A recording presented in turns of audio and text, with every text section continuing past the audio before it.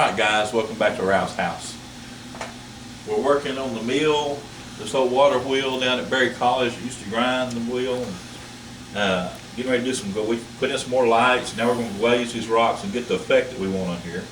So in glazing I have no white at all. It's just all going to be pure paint pigment, thin washes and build up layers and to get the desired effect. What I'm going to do first is grab some of this yellow ochre, which is going to give me the sunlight color. And again, just real thin. Because we know the sun's going to be kind of hitting over here, and see how that wash just kind of tones it down, but gives me kind of a sunlight color on those rocks there, where that sun's shining right through here. See it coming by the fireplace, it's going to hit right in there. So it's going to hit on those rocks. So we're just putting it back in here. See? So let's get the sunshine on there. We want sun hitting on that water a little bit. See?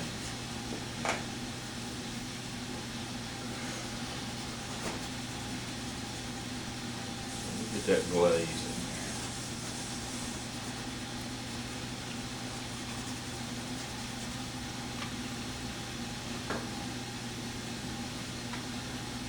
A lot of water. Okay.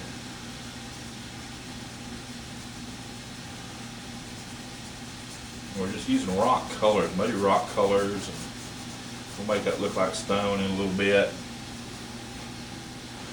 That sun's hitting over here on the rocks over here, and just rolling it down.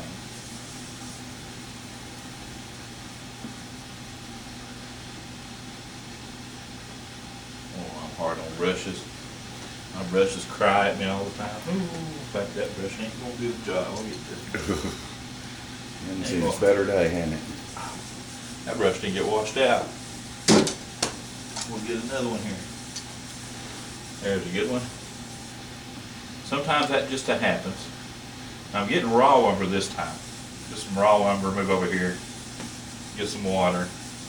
I love raw lumber. It's a good rock color, but it's also a very transparent color. So it gives me just some sort of brown that I don't want to have in those rocks, dark brown. And put some color in there. Well, that rock turns and goes, the water's going down the rocks, down into the hole down there. So just kind of how we're getting it in, just kind of the shadow side, or establish that a little bit. Places where the sun might not be shining in on that rock, and underneath a little bit. Just roll those strokes.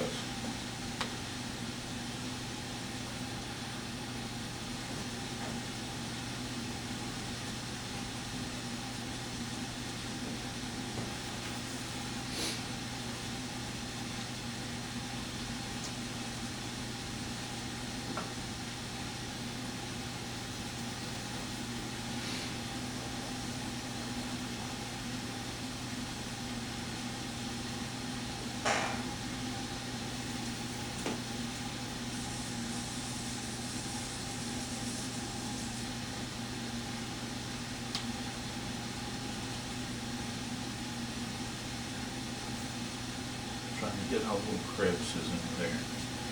It's kind of starting to look more like rocks, Michael. Have to ask the coach back there. My expert partner, crime here. It is fun to be able to do this. I was actually at work today, which sometimes we do have to work for a living, and had some customers come in that will live down in Rome, Georgia, which is where this mill's at. Well, I whipped out my phone and showed them a picture. I said, "You ever seen that?" And they said, "Oh yeah, that's the old wheel at Berry College." Well, the painting was close enough that they knew what it was. And that's, you know, I took that as a compliment. Yeah, we know where that's at. We live down there. So they knew what I was showing.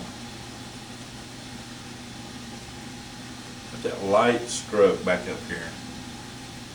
There we go. That helped a little bit, Michael. Sure did. I'll make just a little bit there. You got it for me.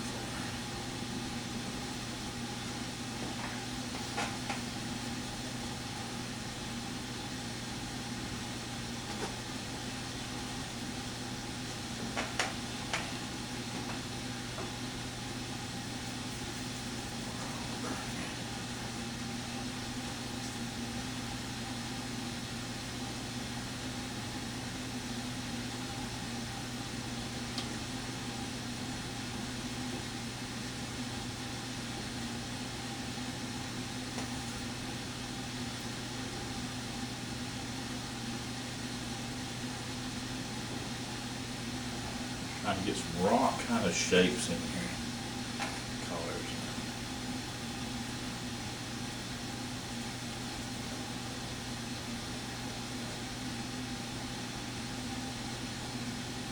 And some of this really hard edges I've got like right in here.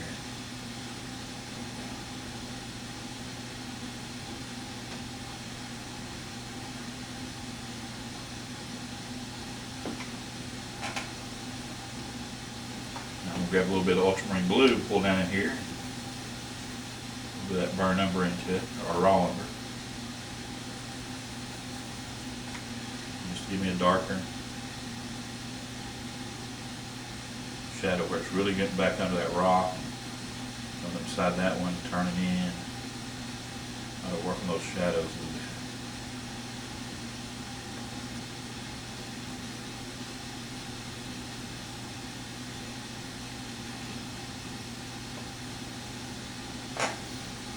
That help? I think every time you add a layer, you add more depth where the rocks are. Curve them, move them around. And it'll just that dark between the lights of that water, so pull it up into the water. Make that water jump out. Ultramarine blue, raw umber.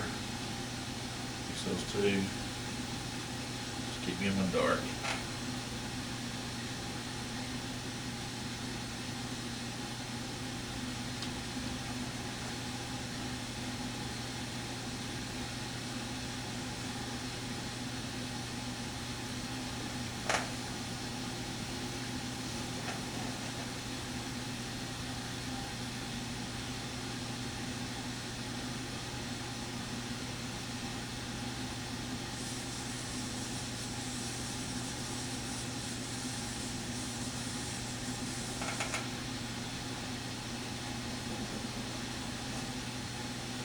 Strokes out black right there. Oh, there we go. Put it back in its place. Again, we're just drawing with a little bit of paint. Let's figure out what we want this to be, what we're trying to do, where we want to end up. We're starting to look a little bit more like rocks, I believe. I'll tell you what, y'all come.